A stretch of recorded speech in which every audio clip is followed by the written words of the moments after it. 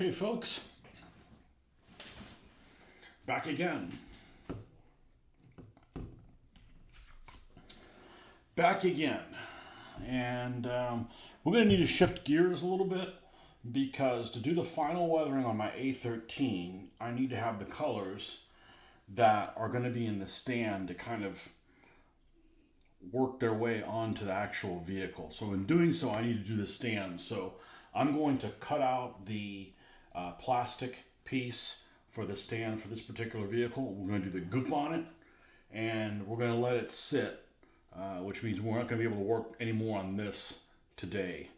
But we'll be able to tomorrow or the next session. Tomorrow is kind of weird. It's my late day to stay at work, so one of those don't make any freaking plans. You don't know when you're going to get home type of things. So,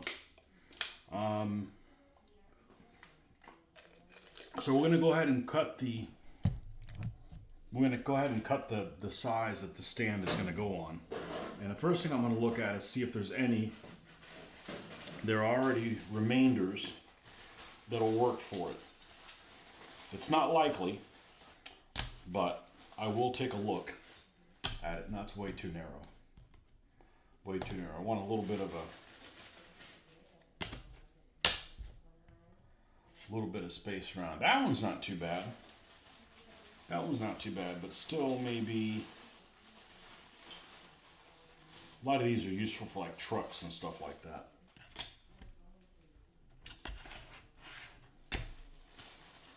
If not, we'll just cut out a whole one. It's not a big deal. We're not out of them yet.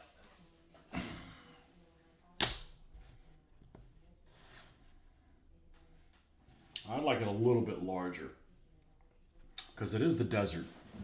So it's going to be an opportunity to show off some of the peculiarities of the terrain. So if this doesn't work, I think this is probably half of the piece. It'd be nice to be able to get two stands out of here.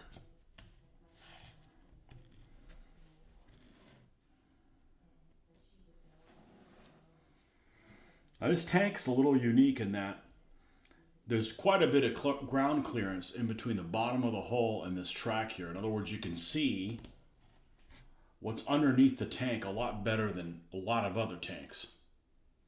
So definitely this is one that's a candidate for make sure you put that stuff on it first. Make sure you goop the whole thing before you wouldn't want to do it after the fact. You'd have a nightmare with that. I don't know if this is enough of one. I wish it was a little bit bigger.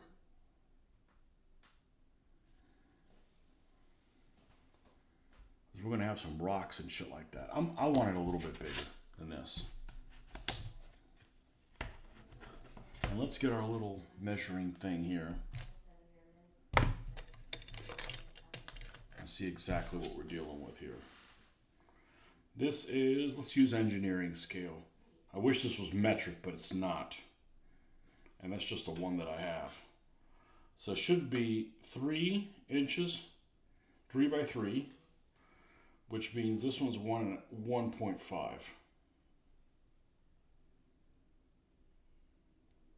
That's correct. So this is exactly half of it. So if I cut this thing in half, I can get 2 stands of this size. I just want a little bit more on the side. Maybe instead of it like this, maybe something like that.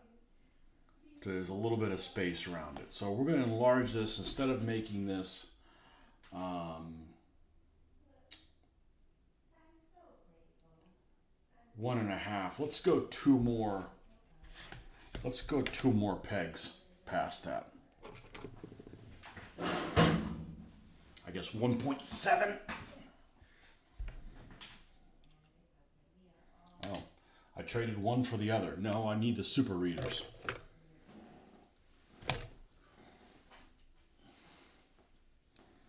There we go.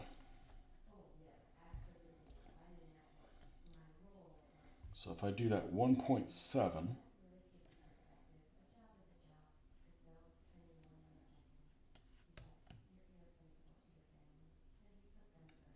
2 is too much. Let's go 1.8. Let's go 1.8.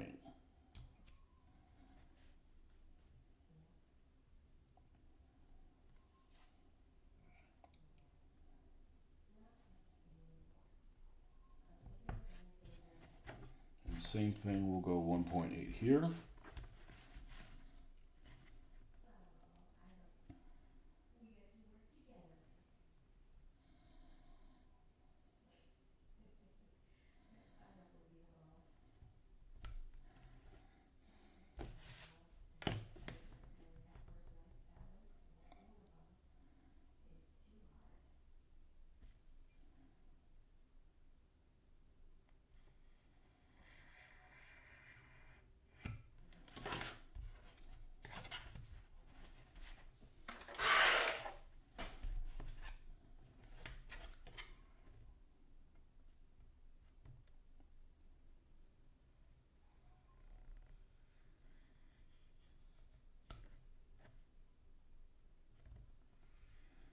Now we will score this.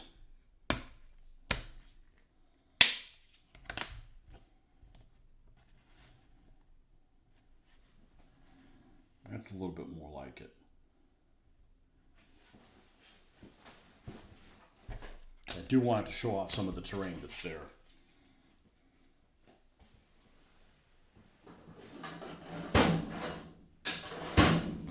All right, now we're going to get our clippers. And we're going to clip these corners off at like 45-degree angles or something close to it.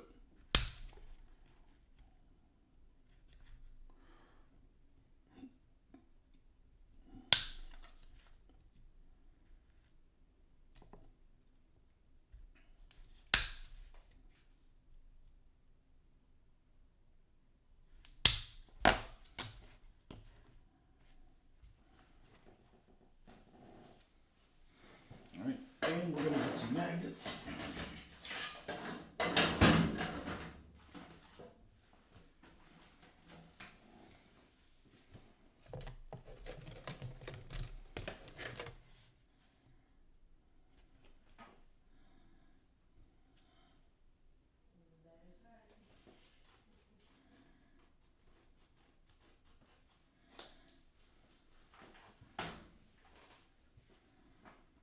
I'm gonna put this on a stand and hopefully nobody has a cow over it.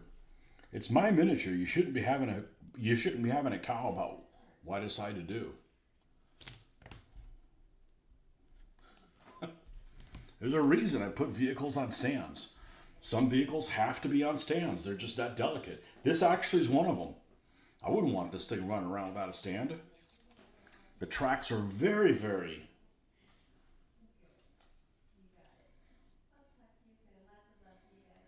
very delicate. And I don't want some of my vehicles on stands and some of them not. That's just chaos. That is just chaos. We can't have that. Now, we're going to sand these edges.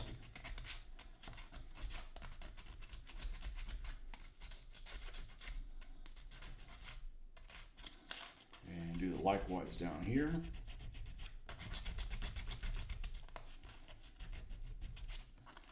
And same thing over here.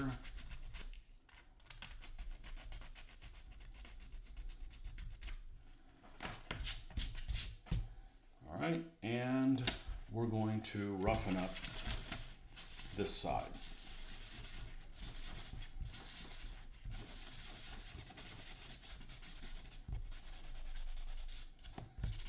Okay.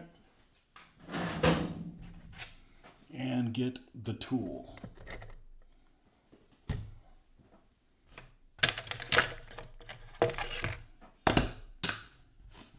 And the goop. Now, I think I did some stands way back when I did my sand dunes. I used a not so rough version of this. I used to use this stuff right here, this resin sand from Liquitex. And they stopped making this. So I bought a thin one that was called natural sand. The natural sand is is much more, it's less gritty. It almost doesn't even look like it has any grit in it. And I got plenty of this left over, but this is, I don't want them to run out of this stuff. But the last time I did some this desert basing, I used the same one that I used for my temperate. The only difference is I added some little rocks. So that's what we're going to do.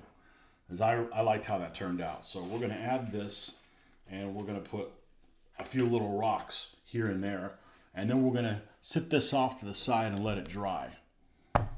So where is my spatula oblongata? Here it is.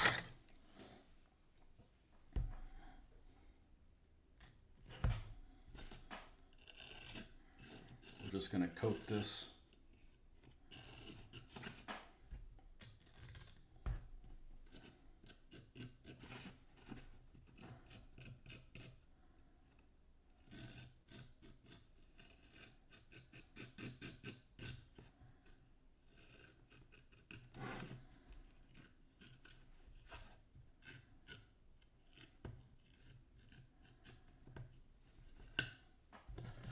Like so.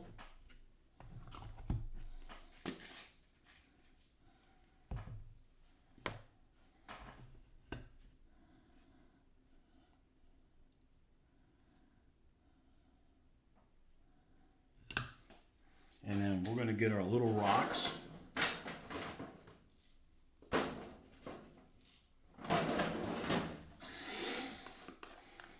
And we're going to see where this vehicle falls in. So there's no point in putting rocks underneath the vehicle where they won't even be visible.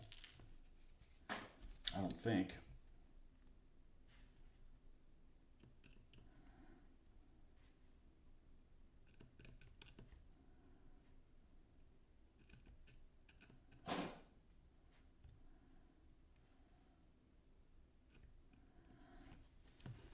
And then we'll do the same thing over here.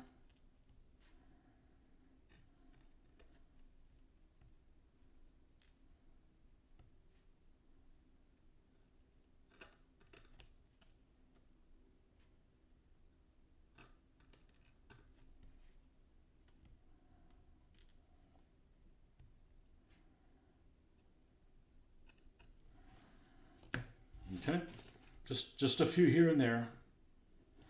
Just on the edge it's going to show, because this is going to be covering most of it. And put this back. Okay, now we need to have this guy just percolate.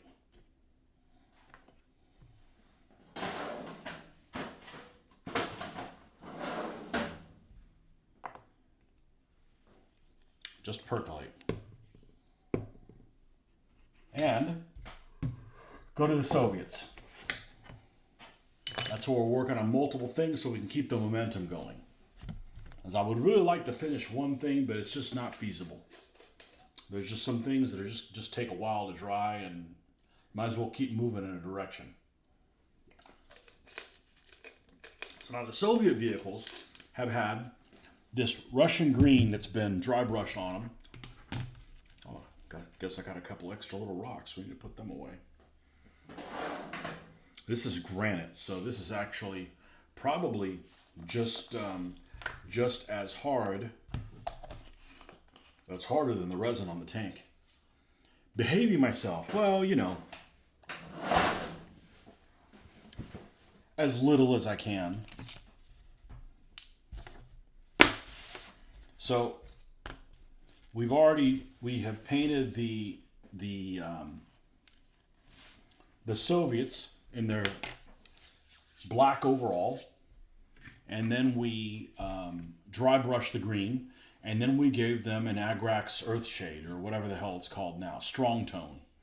So now we're going to go back over with a green, okay, and that's where we're at.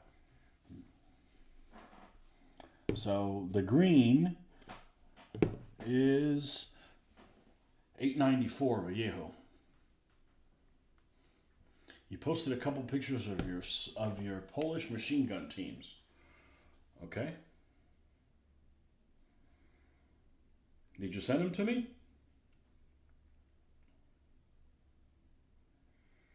No, let's see. Let's go to your page.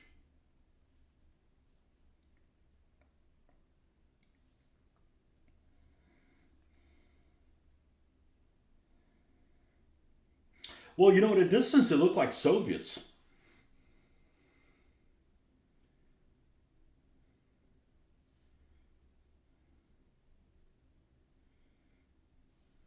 I actually kind of like that you have the labels handwritten more than just printed. I think they look pretty good.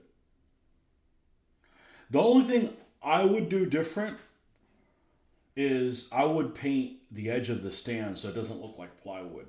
And I used to not do that. I think my first armies didn't have that. I just prefer that better, but it doesn't really matter that way that much of the other. I think they look pretty good. They look like Soviets in that the Soviets have that dark green helmet and then kind of the tan type thing. But when you look close, yeah, they're definitely a little. What are they? 10 mil? Are they 10 or 15s?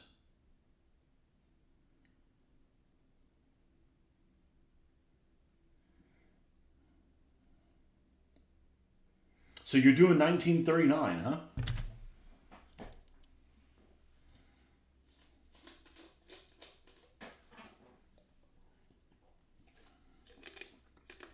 What are you going to do to the Germans? You're going to have them painted with Swiss markings, white crosses.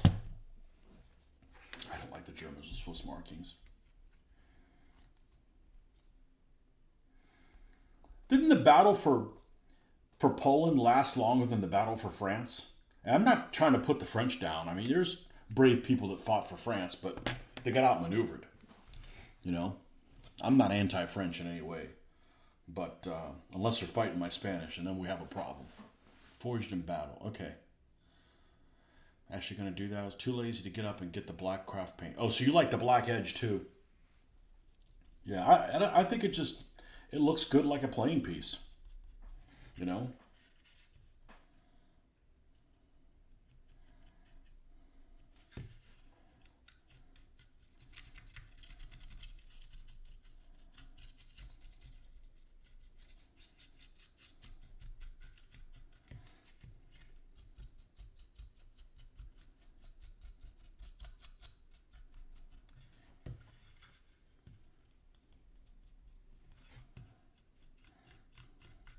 Have you seen that Russian movie T-34?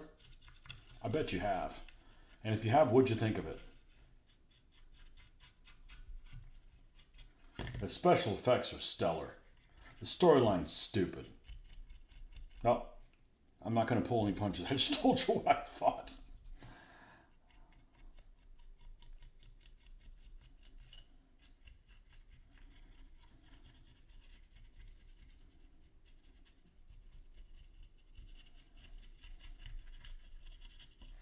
So I went on another, I mentioned this before.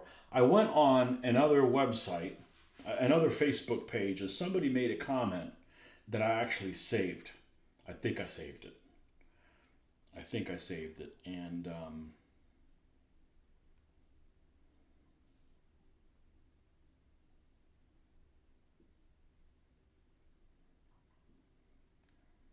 God, I thought I had saved it because it was somebody's comment that was excellent. I don't know how the hell my keyboard got changed to these weird ass colors. Um, and I'm going to find it to you because it's a great saying.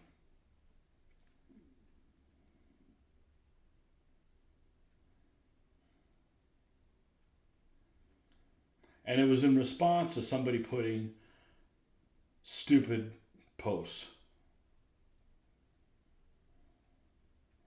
Should be able to find it.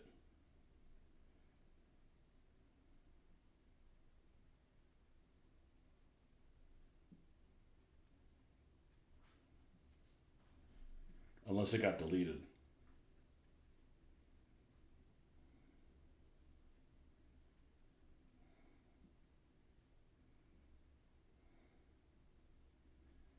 And if not, I'm going to wing it.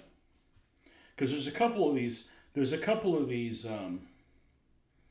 groups that I'm a member of that I figured it'd be like cool to like get, expert opinion on stuff. And then I realized that basically there's so many people that post in the groups that have an opinion on something, and it's extremely ignorant. They don't do like just basic. I'm not going to be able to find it, but I thought I had saved this. Anyway, somebody had posted to one of these things, a misinformed group. Like they open their mouth, and it's like, their comment was something like, you could have just done a little bit of research instead of, looking like an idiot. It was like something that was just totally wrong. And I wanted to save that because there's a couple of Facebook groups that were World War II related or vehicle related. One of them, I think, is the naval history one, and the other one, I think, is something about tanks or something. And there's just really ignorant stuff that's posted on there that, like, really obvious information that all they could have done is just looked it up on Wikipedia and not look like a fool. Because there's legitimate questions you should be asking, and those weren't legitimate questions. They jumped to conclusions, like stuff like, I mentioned the other night. It was a picture of the Tirpitz, and somebody said, wasn't that the one that blew up the Indefatigable in the Battle of Jutland? And I'm like, what are you smoking? You have French for 1940, Germans for 39-42. I don't have any vehicles yet, so I don't know. Actually, the Battle of France 1940 lasted about 2 weeks longer than Poland 1939. Haven't seen the T-34 movie yet.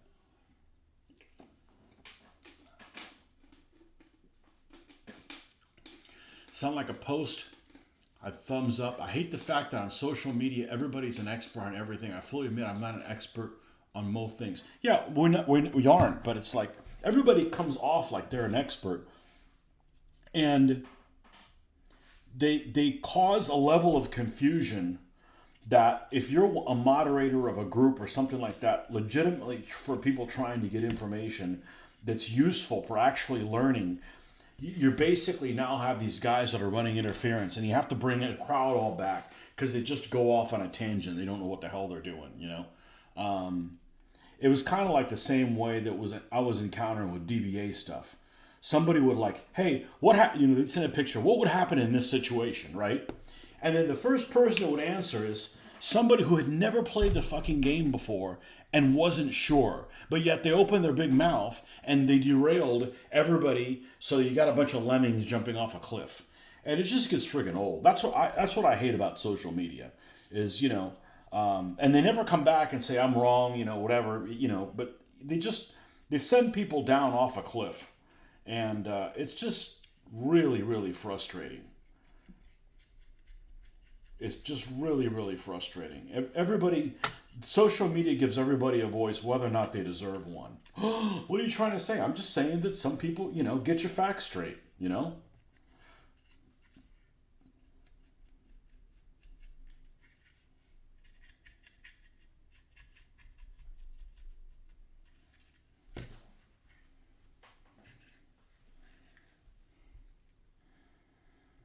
I forget exactly what the wording was for it.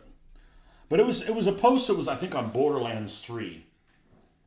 And the guy had said something like, yeah, this would have been better if they would have just, been able to travel to different planets in it. And like, did you even play the game? You could do that in Borderlands 3. And like, somebody's comment was like, it would have been nice if you just looked things up.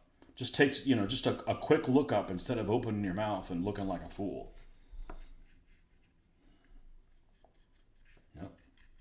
We all can't be an expert about different stuff, about everything. So don't act like one. A lot of people are just afraid of saying, I don't know. And it happens in the workplace.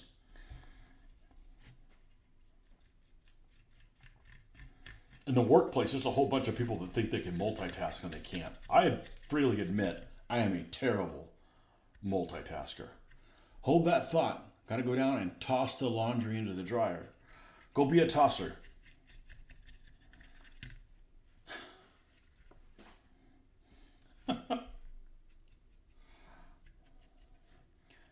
Toss gloss off on your clothes. Oh man, but that's what I hate about social media. Is it's you got people that are trying to convert people. Don't like that. But there's not that many people that. But there's a lot of people that open their mouths and derail and send people off of a cliff.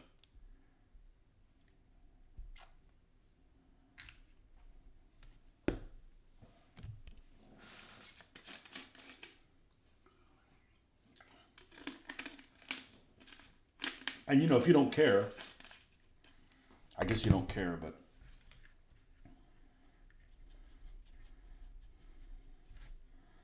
if you're actively involved in trying to, communicate clear stuff so that people have a better understanding, you got these people that just they speak before they think and undo all the good work you've done. So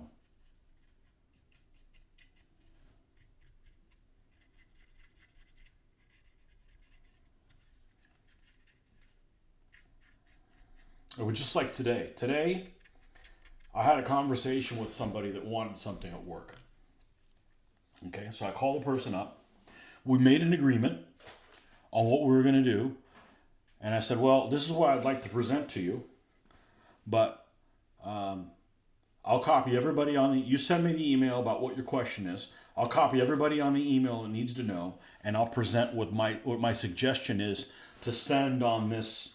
They wanted one item. And I'm like, let's fill the truck with other stuff, right?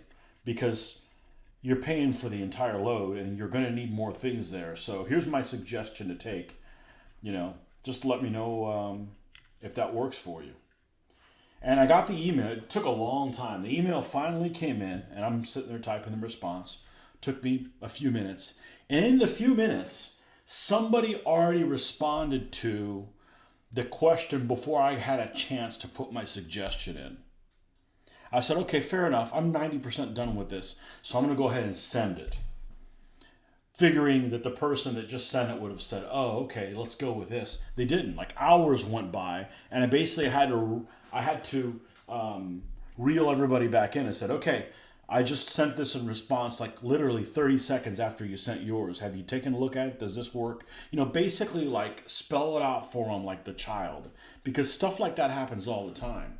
You send things to 20 people and, like, hey, what about this? And then one person responds and the other person doesn't even, just ignores the other person, and just, you keep kicking the football down you're not getting anywhere. And I really hate any kind of conversations, anything like that I'm involved in that is just a waste of time. I would rather just not even get involved in it.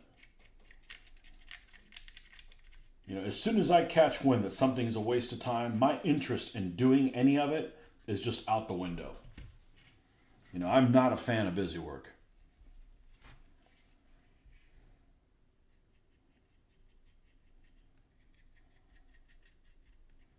It'd be like if I'm painting these tanks for somebody and I catch wind that they're going to blow them up with a firecracker.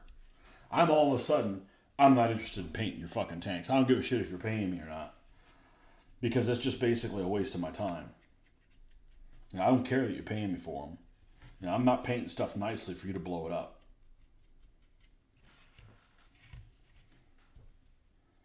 I heard so many people that had stories when they were kids, like, yeah, we'd build tanks or we'd build ships and we'd put firecrackers in them and blow them up. I'm like, really? Never would occur to me to do that. To spend hours working on something just for it to be like, okay, gone. Well, that was fun. That's not a hobby I want to be that I want to be involved in.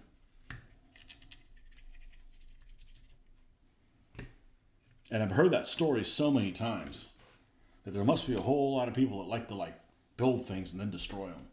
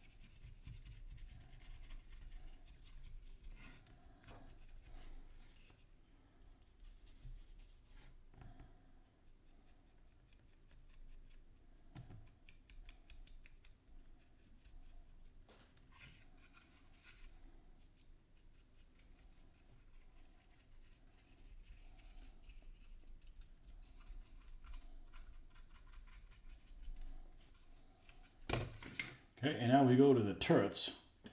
Land of turrets.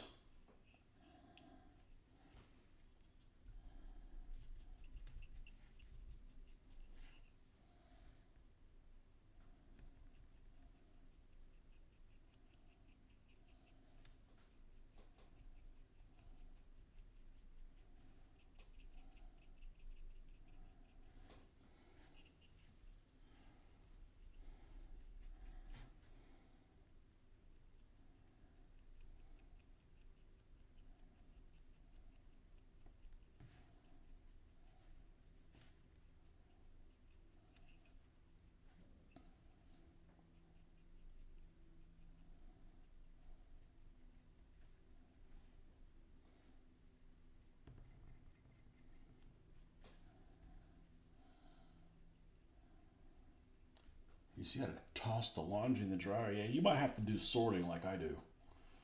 Seems like for every 10 items that come out of the washer, every bit of 7 of them gets hung out up to dry. There's a lot of things I don't put in the dryer. A lot of things I don't put in the dryer. T-shirts, I don't put t-shirts in the dryer. They get misshapen.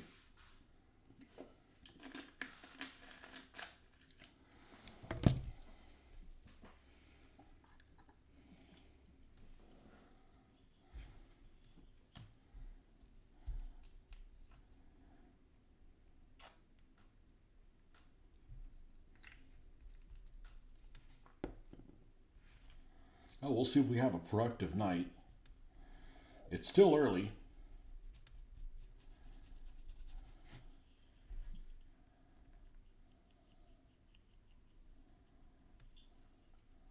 We have to do this anyway, so.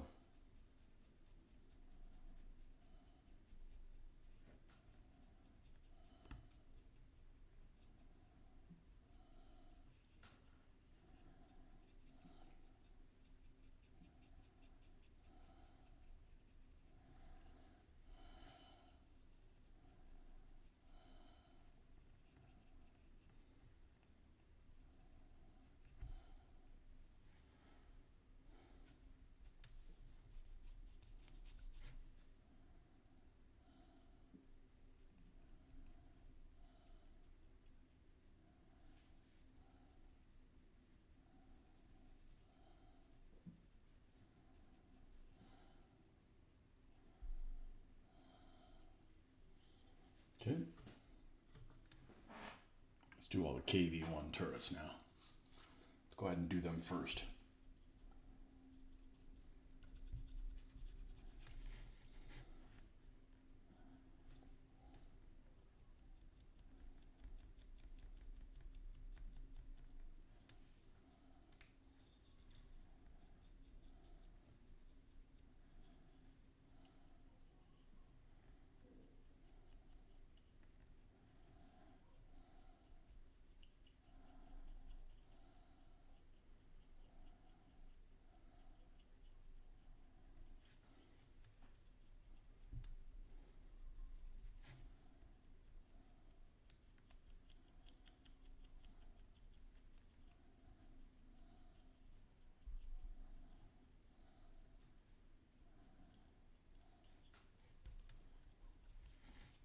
Okay, you're back, but now dealing with intestinal cramps.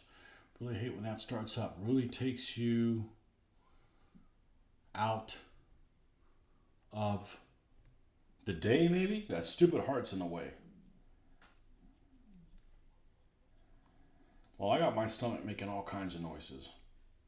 And yes, it's my stomach this time. Because sometimes people say, man, my stomach hurts. No, your bowels do. No, this is not bowel sounds. That would be, they'd be a lot juicier.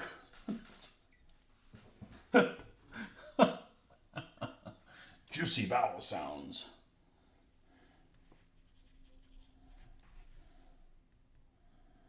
Hey, you took a while. Did you have to fold a fitted sheet or something? Here's another thing that's the work of the devil. The folding a fitted sheet. There's a special place in hell for that. Right there with the quadratic formula.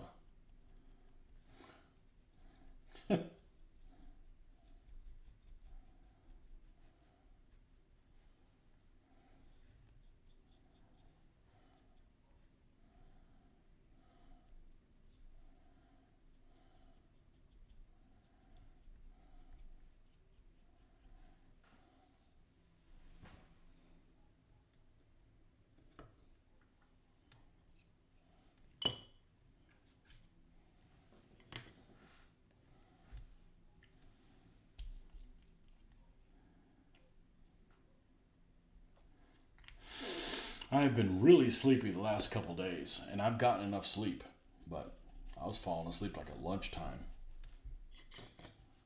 And I didn't even have a heavy lunch.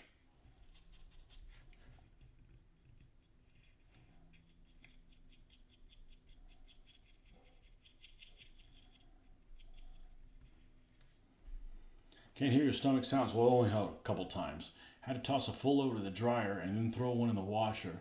Then had to get through where my meds are so I could take one. I was intending to play Into the Woods while chatting, but the IBS stuff popped up. I'm rethinking thinking at the game table. Into the Woods sounds like a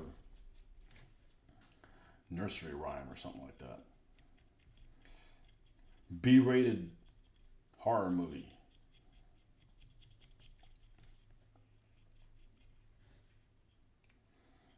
Into the Woods.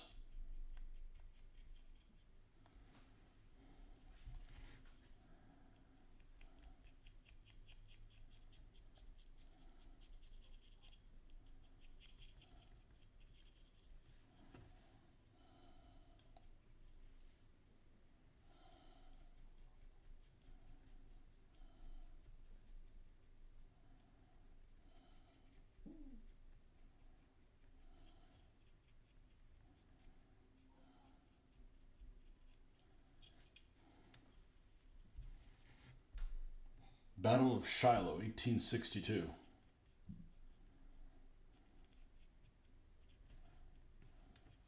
That's in Tennessee, isn't it? Or Shiloh, the other name for Antietam. I don't know. That's American Civil War. Why would I even know that?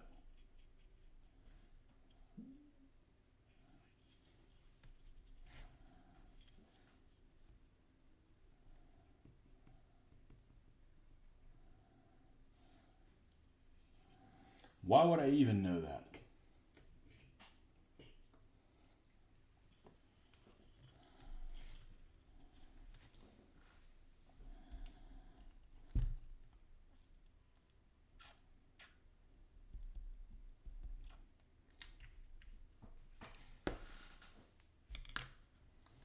Right along the Tennessee River? Okay. Is it the same as Antietam?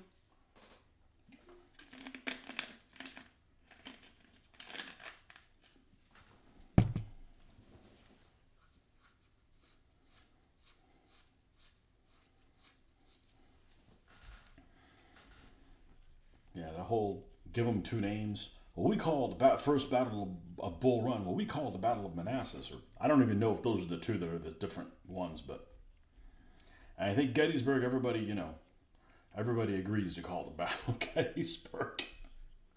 You know,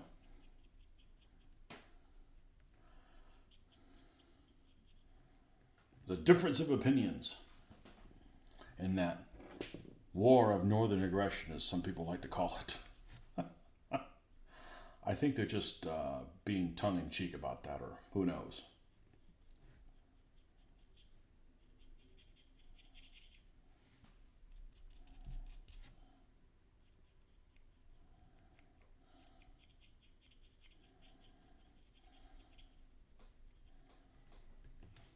Antietam was the single most bloodiest day that was fought at the Battle of Maryland. Sharpsburg. Okay.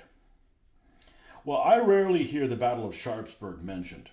So, one name is always seems like it's more popular than the other one.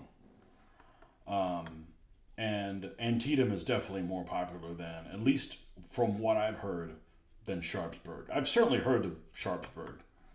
I just don't put the two things together. Battle names broke down to the Federals named battles after nearby rivers and streams. Confederates named them after the closest town. Okay, fair enough. So the first battle of Bull Run is the federal name, right? Because the Bull Run is a stream or whatever.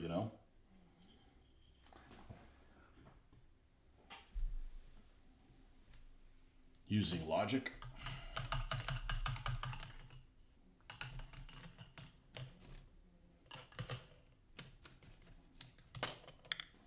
I'll be right back in 1 second.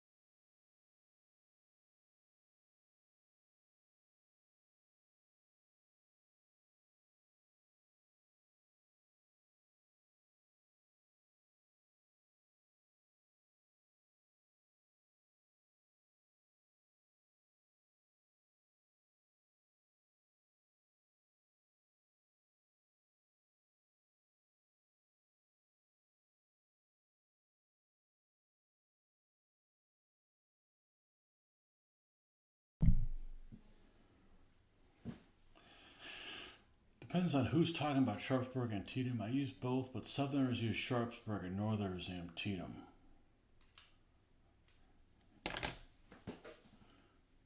Yeah. I think I get Antietam mixed up with Shiloh just by name. If I was watching somebody that did a video with location wise, but it's just not my period. It's just not my period.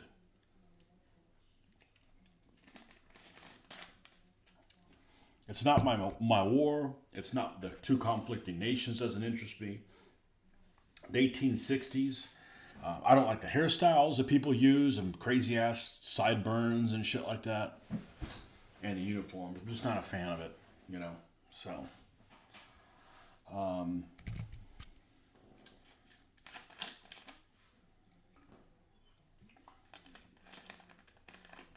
was thinking, well, what could make it more interesting? I said, well, if you had an American Civil War scenario where you would have maybe some European powers came to help the South, because the North didn't need any more help. It would just, that wouldn't even things out anymore. But if, you had Britain or something like that, the North goes and we're going to blockade the United States, the Confederate States. And Britain goes, we'll just blockade your whole fucking continent, How you like them apples? But, or the French helped the South or something like that. Some kind of scenario might have made it more interesting, but still wouldn't be able to get over the bad hairstyles and uniforms I don't really care for. Antietam was mostly fought open ground. Only in the west woods did woods impact the battle. Shiloh, virtually all woods with a few open fields. Have you seen the Alexander thing on Netflix yet? I haven't. I don't know when I would watch television. I'm busy creating stuff. Alexander the hairdresser.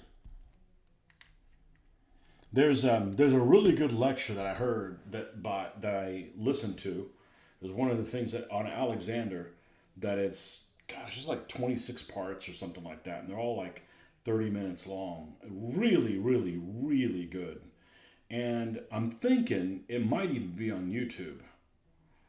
Of course, I have to think of what his name is. I can't think of who that lecturer here is. You know what? I could probably go in my Audible account and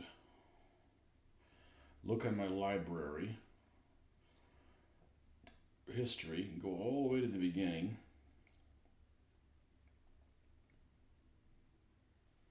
Kenneth Harl.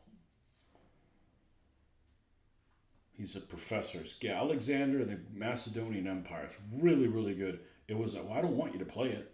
Good Lord. I think he's on YouTube. Let's do Alexander the Great, Kenneth Harl.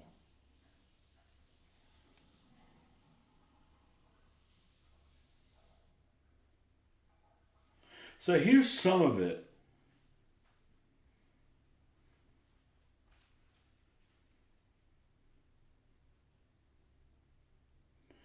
If you look it up, Dr. Kenneth Harl, he's a professor from Tulane University. And there's a couple things on here that are over an hour. And I'm pretty sure it's the same lecture that he's doing. And it's really good. It's really, really good. Because it touches on all kinds of stuff. And I really enjoyed it. I listened to this, probably 6 or 7 years ago. And yeah, and I didn't have all the PowerPoint stuff that he apparently has on there. So check it out. Maybe I'm sure it's better than the Netflix thing.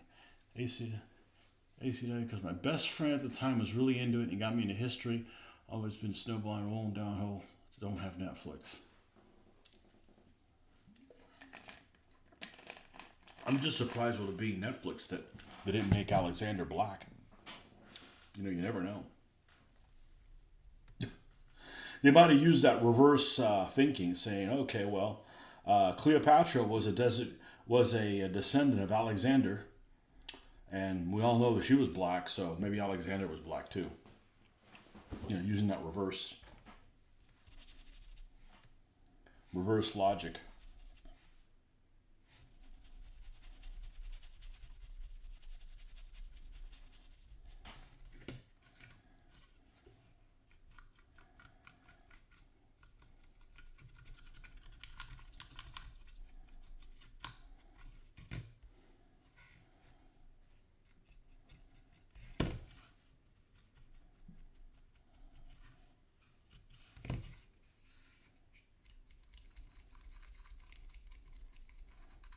I pretty much stopped watching the stuff on the History Channel and things like that once they came up with and I didn't watch it, but once I got wind of, oh, they've got a black Viking queen, I'm like, I'm out. I'm like, that's just, that's ridiculous. And it's not that, they shouldn't show things about black history. They should.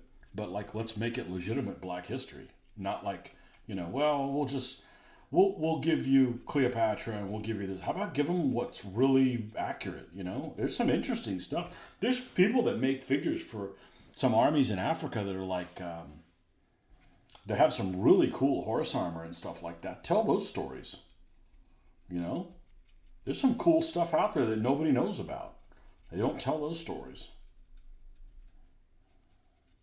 This is my same gripe when you go and you take stuff like Ron and you take a samurai movie and turn it into freaking Shakespeare. It's bullshit. How about tell us the real Japanese legends and stuff like that the Western world isn't familiar with? That's like a really cool idea. They don't do that,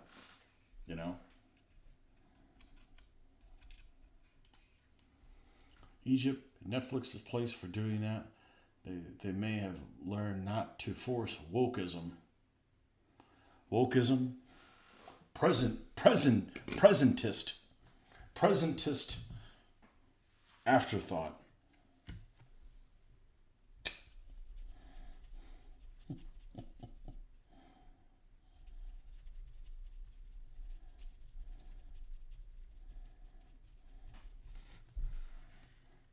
I get it that there's some groups that they haven't, in the past, that they have not made enough stuff that includes them.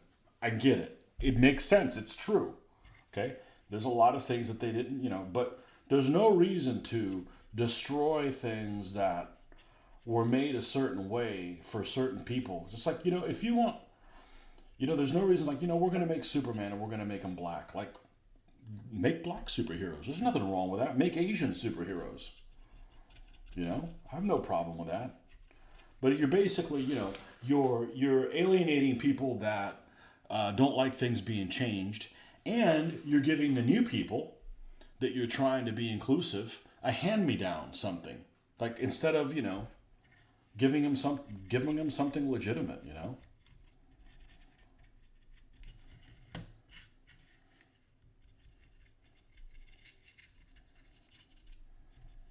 I don't know. It's better just not to even watch television.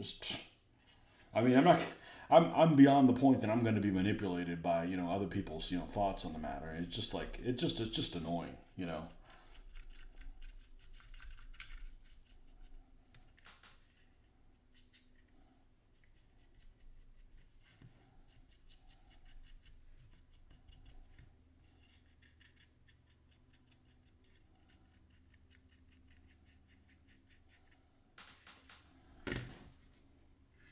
All right. And 2 more to go. I didn't know about Egypt put them in their place, though. What did they do? Threaten them?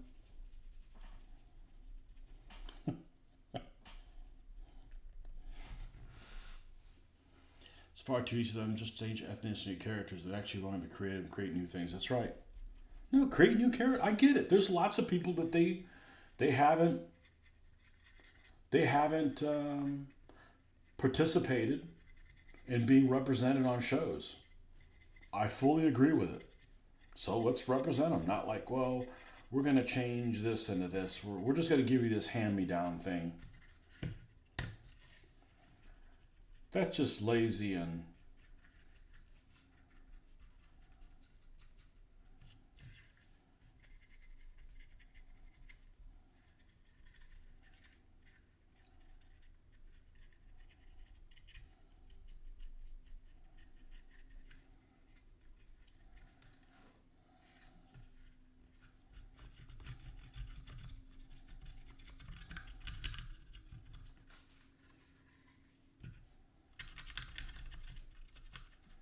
And that's really what they should call it, the ethnicity. I think that calling things different races is just, it's stupid. Just different ethnicities. Different races should be like elves, dwarves, that kind of crap. People of different skin tone, and that's just different ethnicities. They sued the shit out of Netflix. You don't mess with Egyptian culture and expect them to bow to the wokeness.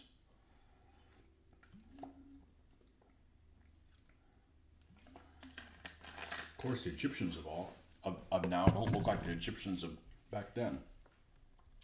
Who knows?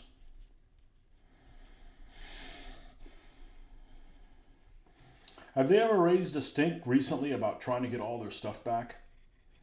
You know, like the Tutankhamun's things and stuff like that. Because some people said, they would have been destroyed if they wouldn't have gotten pulled out. I don't know. I don't really have an opinion on that, but I can see both points of view. But I won't be going to Britain anywhere to see that anyways. That's not likely I'm going to make a trip to go see that. You could just see it on the internet. It could be, in a warehouse somewhere. It wouldn't matter. There's only one race and it's called human. There you go. I agree. The only place race has a place in literature is where there are literally different races. Yeah, like Tolkien. Shit like that.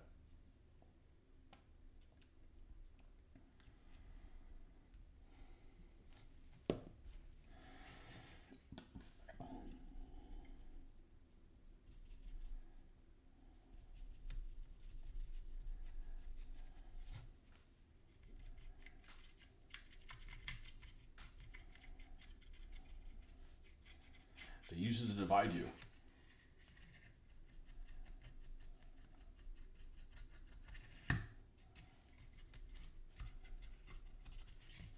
So after we do this, of course we got to do the turrets as well. We'll put some scratches, as I like to call them. And then we get to look at slogans. Mr. Marcus, welcome.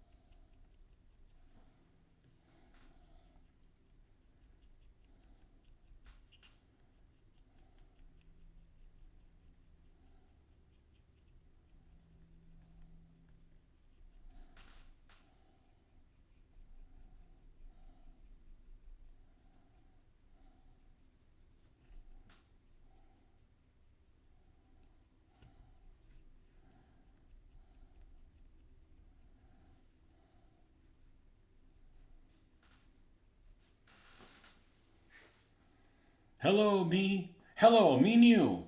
Was ist das? This is a Pegasus models 1/72nd scale KV1s and KV2s. That's what we're working on right now because we got to wait for the basing on the A13 to dry. So I don't actually like hopping around, but I don't have a choice. It's either that or I would have stopped for the night. And this looks freaking superb. And I could show it to you on the screen, but it just doesn't do it justice. It just doesn't. I don't know what happens with this, but it just doesn't.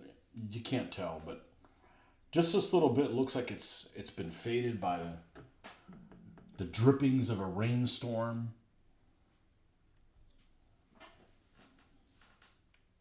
You've actually been fortunate enough to see the King Tut exhibit when it was down in Philadelphia 15 or so years ago.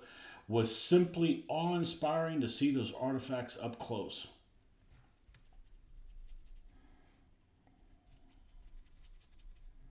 Is the jury still out on whether or not the Egyptians used slaves to build all that shit, or it was just, it was craftsmen and they were paid?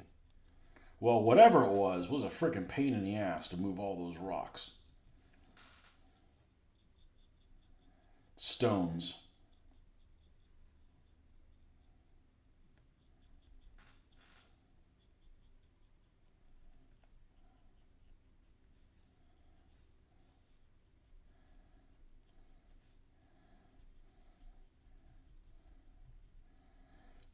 All the stuff you can get done if you weren't surfing on Facebook or on the internet.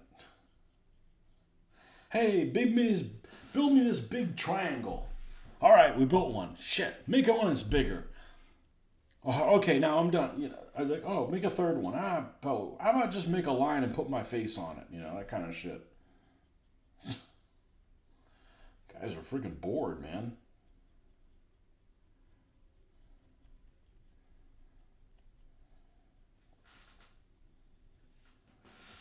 Stop making me build stuff in the desert, or I'm going to call the Hittites to come and rape you guys.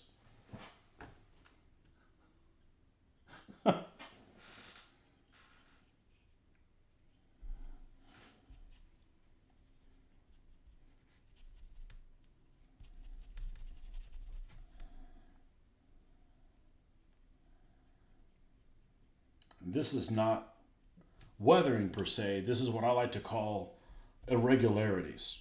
Some people would call it modulation, but that just sounds like one of them trendy words. Modulation. I never heard of modulation as a paint thing back in the '90s when I was doing models. You know, modulation and zenithal and all those kind of, you know.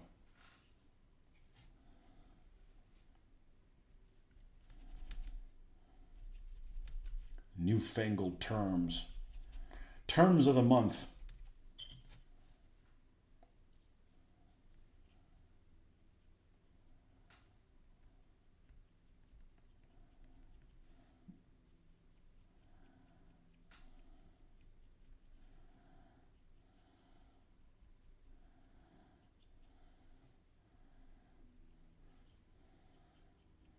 And what we did is we took the base color and we mixed some dark sand into it. It's white, it'll end up being too chalky. This actually works better. And I got that idea of using that color from somebody else.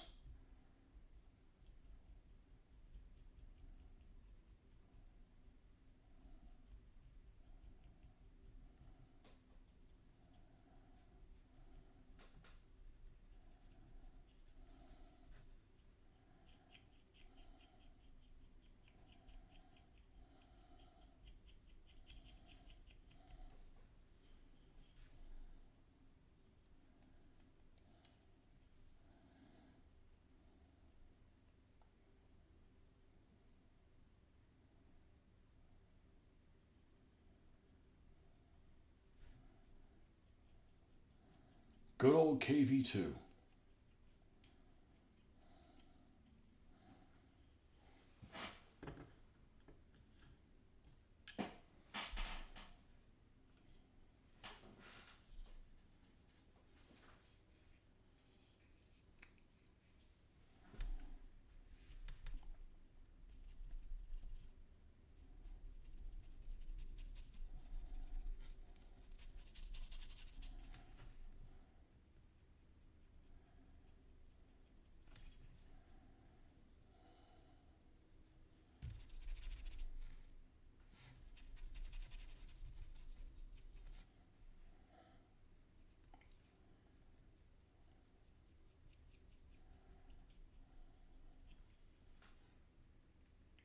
Guten Abend, Huliram.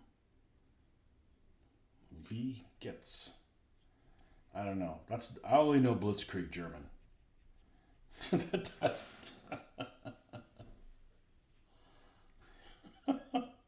That's what I call it. Blitzkrieg German.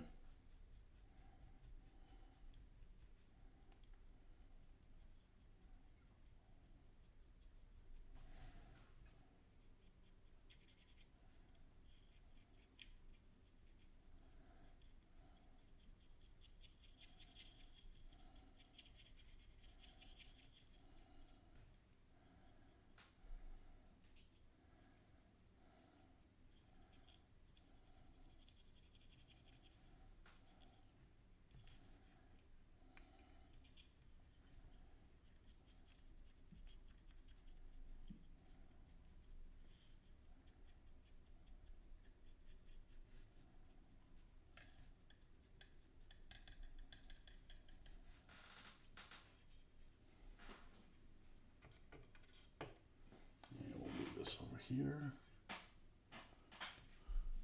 Good evening, are you? Good evening, how are you is what I typed, or close to it anyway. Better than I could have done.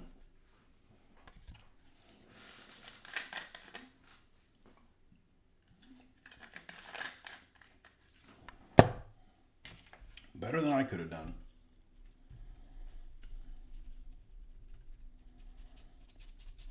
I'll tell you one thing I hate about German is, you know how there's a lot of words that have double S's in German? I can't think of one right now. And then they use that special symbol for a double S. And I don't like it. I don't like that double symbol. Not a friend of it, whatever.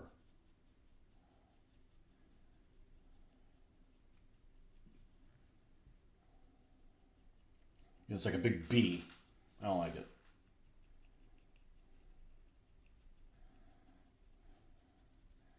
I guess you could write it both ways, but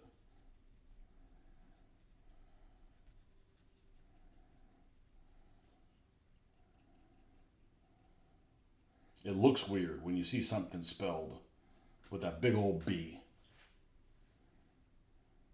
I'm sure it has a name.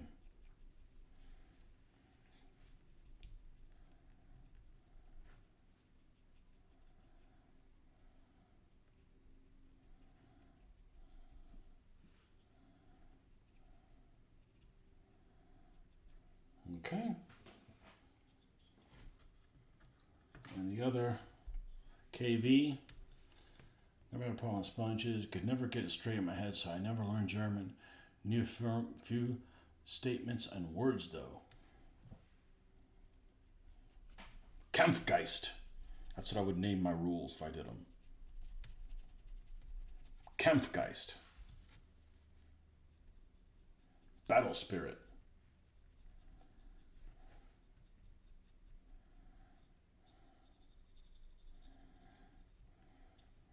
Only way I'm making my own rules if I'm retired, and I'm gonna be away before that. Making your own rules almost seems like you want to publish them or something like that. I have zero inspirations of wanting to publish things. That just sounds like a pain in the ass. Like, you gotta change things to somebody's liking. How about I make them the way I want to, and if you like them, that's cool, and if you don't, I don't care. Mr. Kevin, welcome back.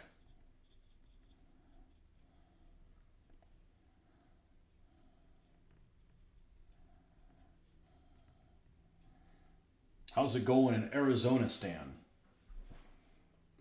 Is it nice and dry there?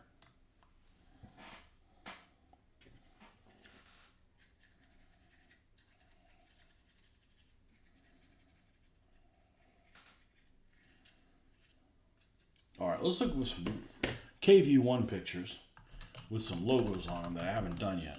Now, I have done one or two KV1s. We'll find out exactly how many it is here in a second. I've done one. Okay, I've done one KV1 and I've done one KV2.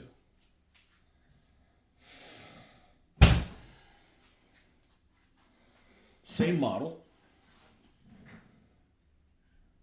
Man, these turned out well.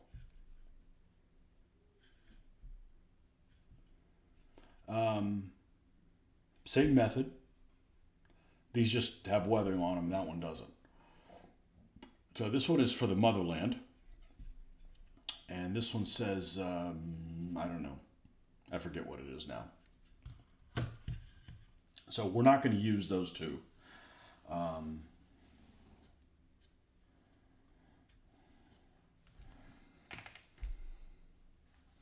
Rainy on and off. Yeah, you're getting some of that California storm, aren't you?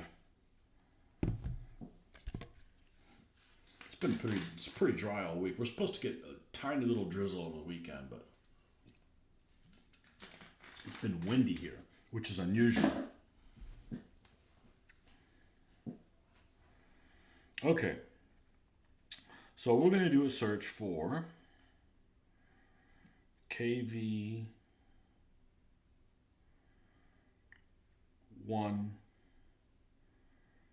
slogans.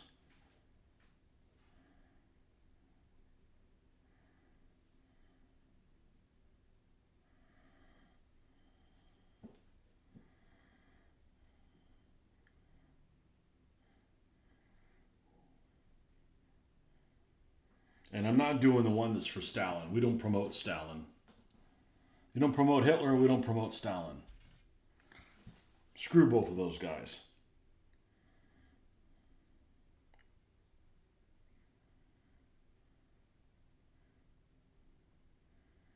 So one thing I want to avoid is on this one that has the rivets, all in the turret, I don't want to have some slogan that I'm going to have to bump over and under the rivets the whole time. That's just going to take forever to do.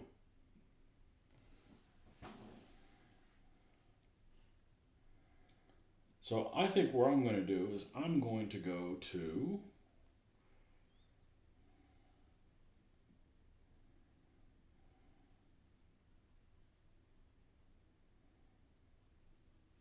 I'm going to take a look at some of my books. Why not?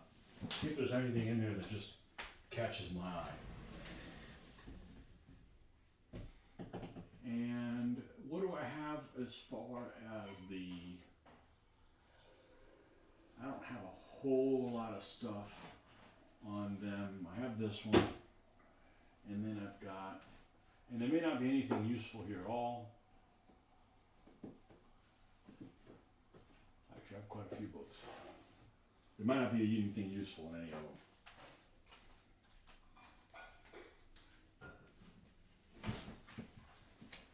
People that think the Soviet stuff is boring. Only if you let it be boring. I think you have a lot of versatility, and they look good, and they're just green. They're just plain ass green, and they're plenty interesting. Okay, first thing we're going to look in is Soviet heavy tanks. This is an old Osprey book by Stephen Zalaga,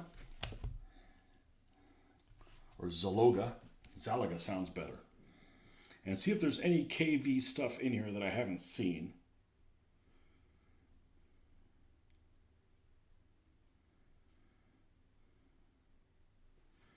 And this is the model 1941, which I don't have. It's actually, I think it's the least attractive of all the KVs. It has kind of a roundish type turret. So it's neither one of those two. It's not a KV-1S. It's this model. This is more the squared off one.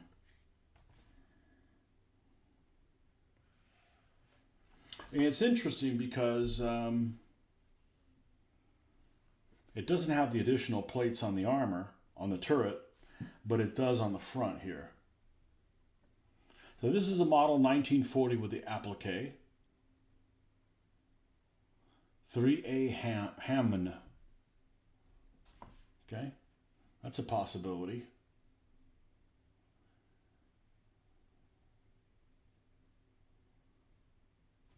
There's a 33H. We could do that because we've got two of the turrets that are plain. They don't have any applique armor on them. So that could legitimately be one of them. I don't want to do all this scribble cursive stuff. Okay.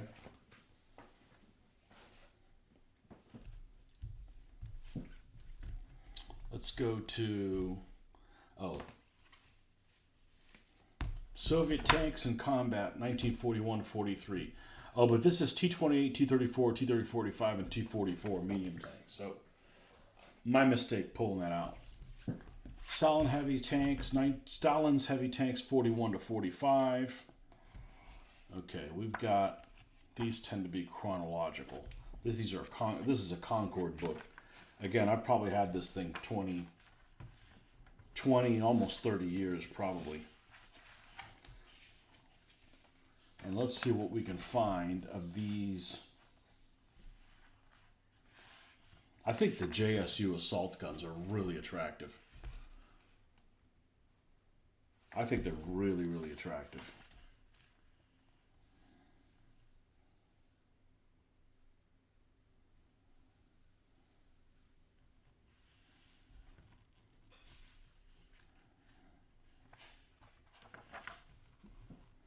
Here's one with no markings, not interested in that. Here's one with no markings, also not interested in that. Another one that has no markings. I see a pattern here. No markings, no markings. Here is the for Stalin marking. Not doing that. Here's the one that has all the cursive stuff. The lead tank carries the slogan, "We defend the conquests of October," referring to the October Revolution that put the Bolsheviks in power in 1917. Here's a marking on a KV-2, but I'm pretty sure it's done by the Germans.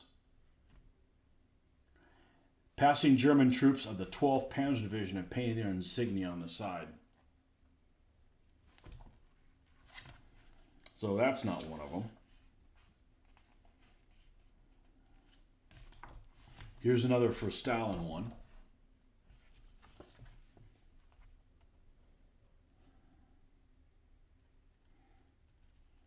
Okay, here has the Zarodinu symbol, which I have on the KV-2. Here it is on my KV-1.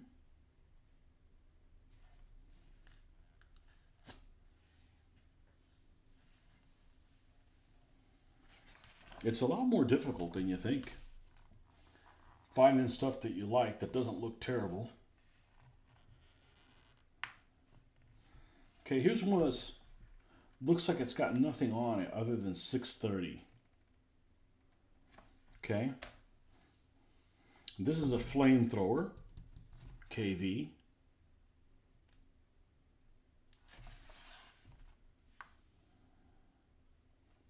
So what normally is if you're building these all in one unit, which I'm not, they had a tendency of labeling all the tanks in the same tank brigade the same. So for instance, if you look at it here, this is three KV-1s that are shown.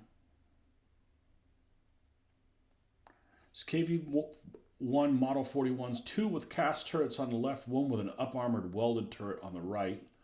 Carry the name Dzerzhyniets on the turret side, presumably from some facility named in honor of Felix Dzerzhinsky, leader of the Cheka secret police during the 1917 revolution. But you can see all 3 tanks have the same markings on them. I'm not doing that. I'm making them all individual because that's how I can, distinguish between them. View of the 116th Tank Brigade, May 42, this time showing a KV-1 Model 41 with a cast turret. Vehicle closest to the camera is named Shores, after the Civil War general, while the tank on the up-armored welded turret behind it is named Bagration, after the famous prince who was killed in battle in the war against Napoleon.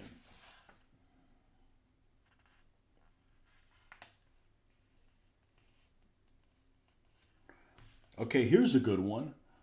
A KV-1 commanded by Junior Lieutenant I.M. Tovstik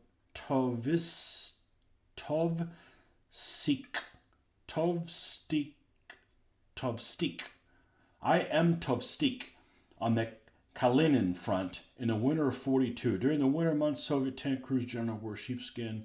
Okay, it's called Istrebitel Destroyer. However, it's hidden what's on there. I mean, I can't read the whole damn thing, so poo-poo on that. These are KV-1Ss. These are later ones. Here's some color stuff. Here's Nordic's favorite tank right here, Soviet tank, the SMK. And I'll admit, it actually looks pretty good. Nordic, get back so you see your SMK. Here's a captured one.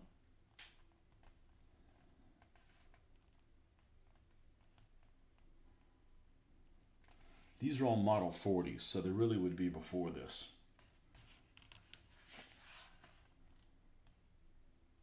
Here's a finished one. We're not doing a finished one. Okay. Those are later vehicles. All right, well, that wasn't that useful. This is Armor Battles on the Eastern Front. This is 43 to 45. That one doesn't apply. It's the 41-42 one. That, whoopsie. Upended that thing.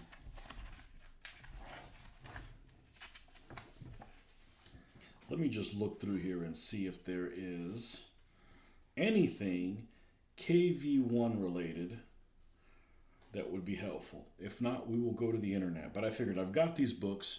I might as well look here first.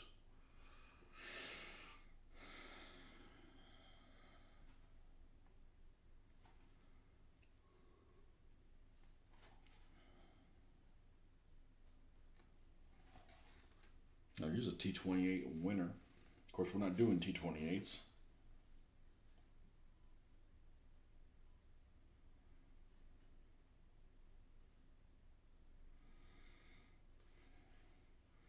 That's a Model 41 one.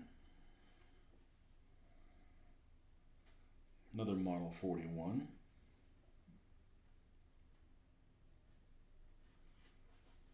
This is a whitewash one that actually looks pretty decent. Whitewash KV2.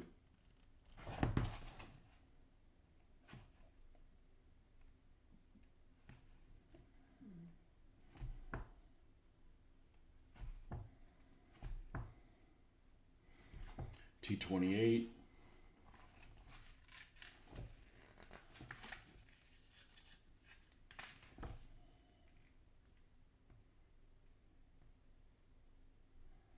This is a picture of flamingos? Oh my gosh, it's an actual picture of a flamingo. I don't think I've ever seen one. A legitimate Panzer II flamingo flamethrower.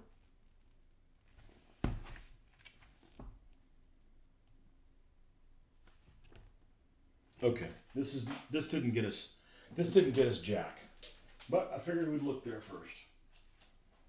Now, I do have another thing that I picked up relatively recently. I don't know if there's anything of value in there. We'll check it out before we go and do a deep dive on the internet. As soon as I find where the hell it is. And it's a hardback little book. And here it is. I don't know if there's anything of value in here, but there are some color plates in here. I picked this up for a pittance. Order of Battle of the Red Army. And in there's quite a few color plates. Let's get the regular readers out and move these guys off to the side so we don't bang into them.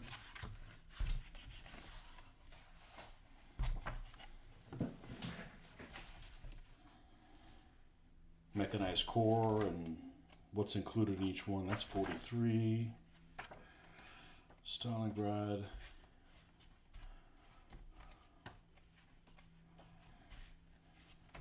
I looked at this book on the shelf. I'm like, this looks like some generic ass book. But there's stuff in here that I've never seen in something else. Like, what divisions are included in each army. And, stuff that might be, something useful. Defense of Moscow, for instance, here it tells you all the units, all the tank brigades, and how many KVs, how many T-34s, how many T-26s they had. T-40s. It even lists T-40s.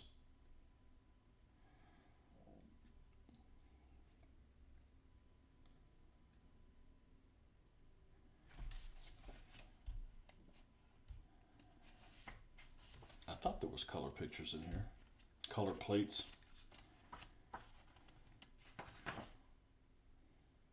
There's the T-40. Cute little vehicle. Don't have any of those yet. Okay, I was mistaken, thinking there was color plates in there. Okay, we're off to the internet then.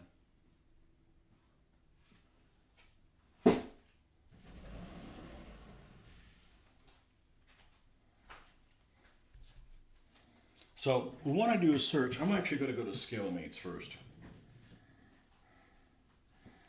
That's usually the best place to go.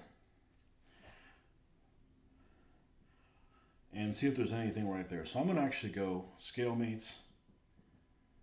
I don't know why my keyboard is in these freaking hot dog looking colors. I got to change that back. That is just an eyesore. ScaleMates, all, yes. And then we're going to do a search for KV Let's just do a search for KV2. Should be easier to find a KV2. Now, here are some decal sets. That works too. Are there any of these that are specifically, that's for JS2. That is for JS2. I don't know why this came up. There's no KV2s there.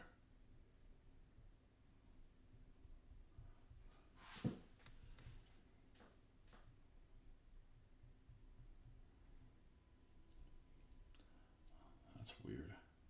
KV2 tank. Finished tanks in World War II.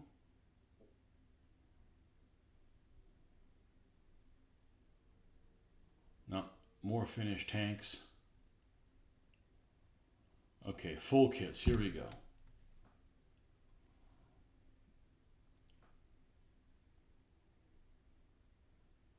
Tamiya 1 in 1/16 scale. That would be a big vehicle. That would be a big vehicle. But there's no instructions there. And this is the Ben. This has this writing on this vehicle. So that was not useful. Okay, here's one by Academy at 1/35 scale.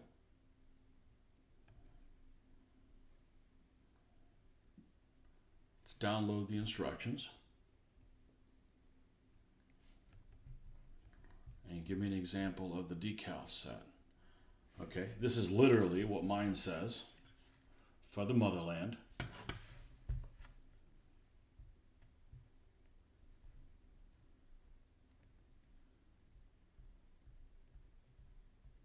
And that's the only decal set is in there? Okay, also not useful. This is an earlier version of a KV2. I'm not going to go there. Here is one by Eastern Express. No instruction to download, and this one actually has no markings on it.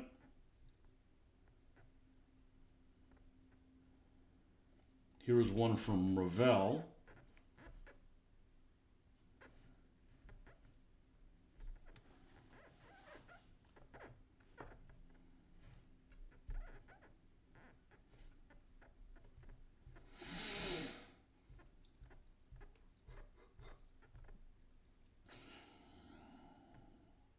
Okay, here's a captured one. Here is, again, for the motherland type thing. That's the only two that are in there. I may come up empty-handed.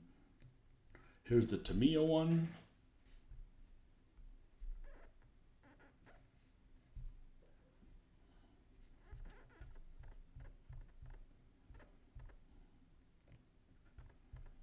No marking sets in here. At least they're not listed. Unit unknown with no markings. Model 41 KV1. They call this the KV1B with the extra applique little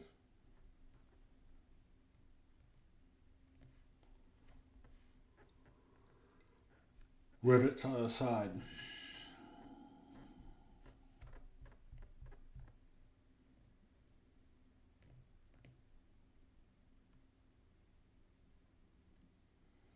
Yeah, it has this hamina. I don't want to do the hamina. I end up going over the freaking bolts and take me a long ass time to do it.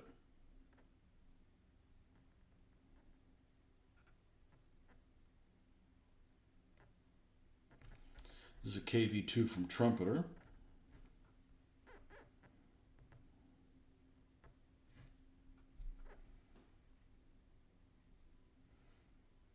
Angel Moreno, welcome. How are you? Sorry for the ignorance, but you paint tank. That's awesome. Yeah. Well, we're painting tanks right now. I'm on a tear, for sure. And here's the first Stalin thing. We're not doing Stalin. Screw that guy. We don't do Stalin, we don't do Hitler.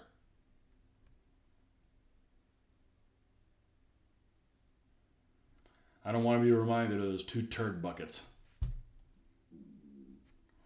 Let's see if there's something different here on this KV1.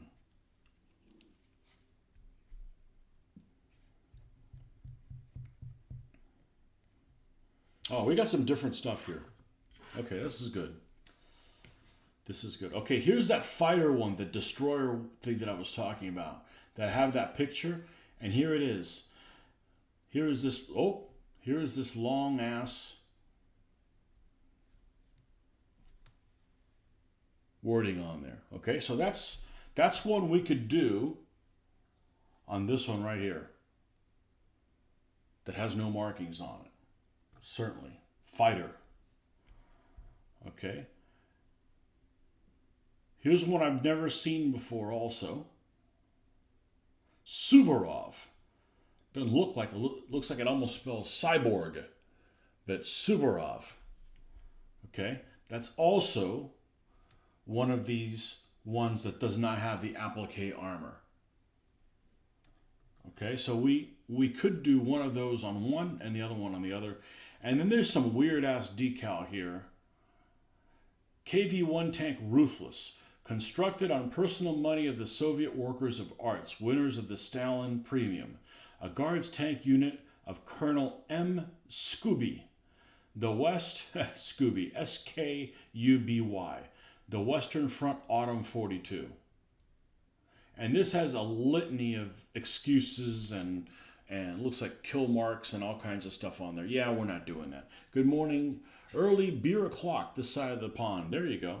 Well, I'm pretty sure you're retired. You can have it whenever you want. So what I'm going to do is I'm actually going to, so that I don't lose this. Where did it go? Yeah, download it again. That's fine.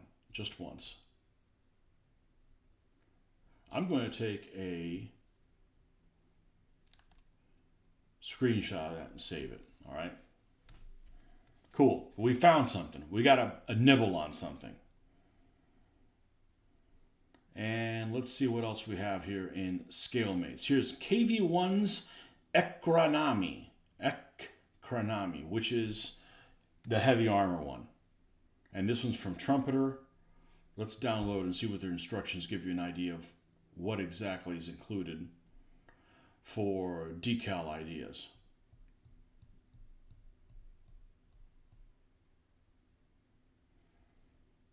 Okay, same thing. This has this Ben something or another. Is there anything other than that? That's the only one. Okay, well, that wasn't useful.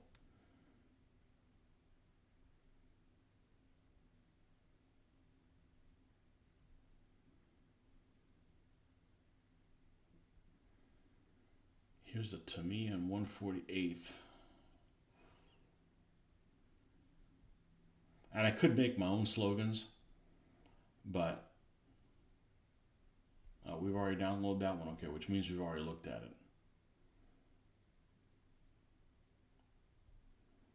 it. PST is not going to give you any.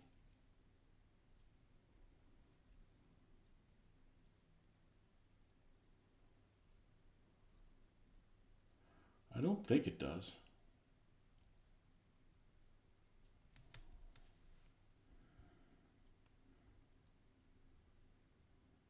Okay, this one is a KV1A. It has, come on, give me some instructions. PST has 864 on it.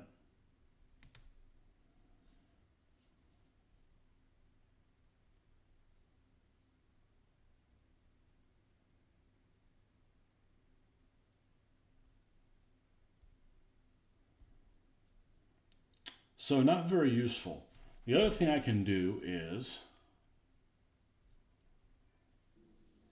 I can just come out and just do a KV2 decal set. I don't want to buy the decal set. I want to hand paint them. Okay, here is a set of 5 KV2s.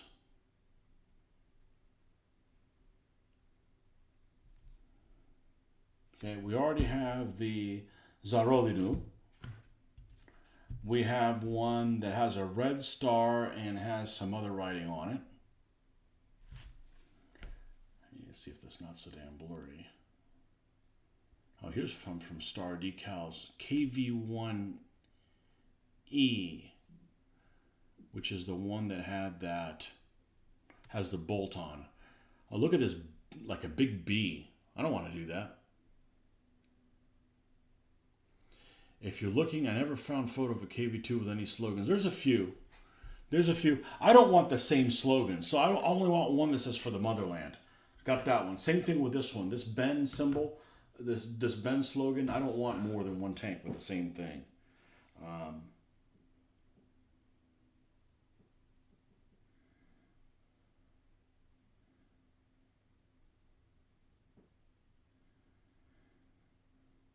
Here's one that has, with a bolt-on armor, has 309 and has this white dot in the rear. That might be unique. So I'm going to go ahead and screenshot that. Okay.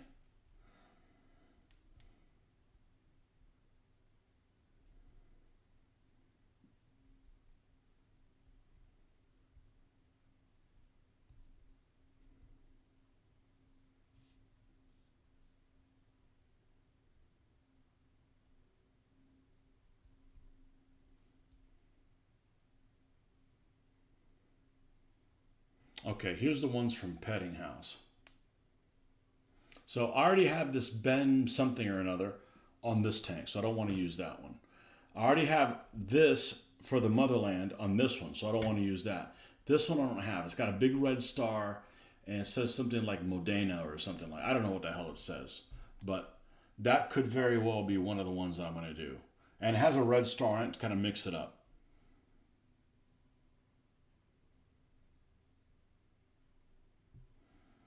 And here's another one as well that has the guard symbol with 106. So there's two KV2s that I could potentially do.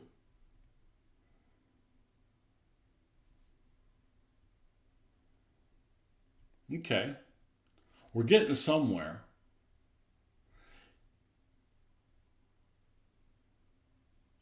And here's the decal set with applique armor from Colibri.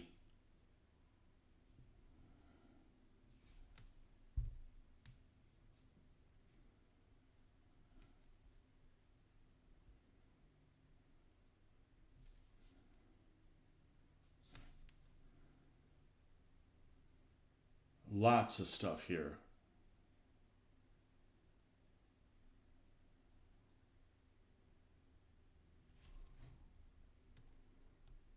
Come on.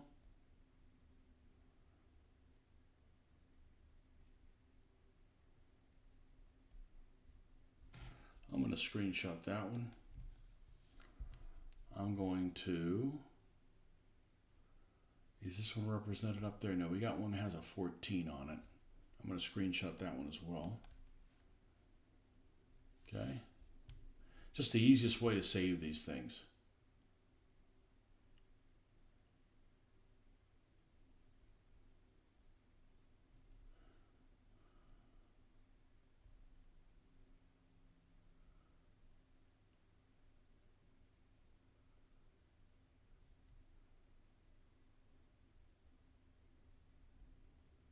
These are KV1Ss. Okay, we don't need to look at that.